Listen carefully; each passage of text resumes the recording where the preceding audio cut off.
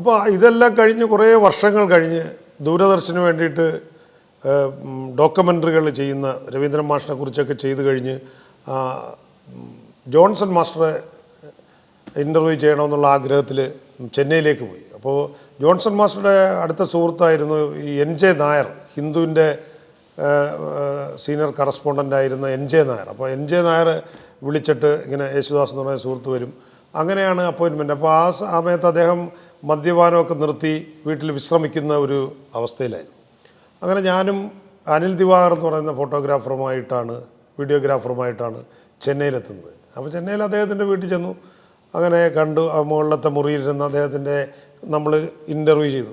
അപ്പോഴെല്ലാം നമ്മുടെ മനസ്സിൽ ആ പഴയ ഒരു ഫോൺ വിളിയും ആ ഫോണിൻ്റെ അങ്ങേ തലക്കിൽ നിന്ന് ജോൺസൻ്റെ ഉഗ്രമായ ശബ്ദത്തിലൂടെയുള്ള ആ ചീത്തവിളിയൊക്കെ നമ്മുടെ മനസ്സിലുണ്ട്. പക്ഷേ അത് ജോൺസൺ അറിയത്തില്ല, ആ യേശുദാസാണ്, ആ ഒന്ന് വിളിച്ച ആളാണ് ഞാനെന്ന് അദ്ദേഹത്തിനും അറിയില്ല.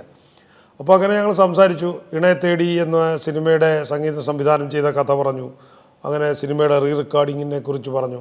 അപ്പോൾ ഇതെല്ലാം നമ്മൾ യഥാർത്ഥത്തിൽ കേട്ട് മനസ്സിലാക്കുകയാണ്, ഒരു വിദ്യാർത്ഥിയെ പോലെ, അല്ലെങ്കിൽ ഒരു കൗതുകത്തോടു കൂടി കേൾക്കുകയാണ്. ഇത്രയും മഹാരഥനായ സംഗീത സംവിധായകൻ്റെ മുമ്പിൽ നമ്മൾ ചെയ്തത് അതൊരു വലിയ വലിയ അത്ഭുതമായിട്ടാണ് ഇപ്പോൾ എനിക്ക് തോന്നുന്നത്. ഇപ്പോൾ വർഷങ്ങൾ ഒരുപാട് കഴിഞ്ഞു. അപ്പം അദ്ദേഹം ഇങ്ങനെ സംഭാഷണവേളയിൽ അപ്പോൾ ഞാൻ പറഞ്ഞു, ഇങ്ങനെ ലോഹിതദാസും സിബി മലയിലും കൂടെ ഉണ്ടായിരുന്നൊരു വൈകുന്നേരം ഇതുപോലെ പറഞ്ഞപ്പോൾ ഞാൻ ഫോണെടുത്ത് മാസ്റ്ററെ വിളിച്ചു. അപ്പോൾ ഉറക്കെ ഒരു ചിരിയാണ് ജോൺസൻ്റെ.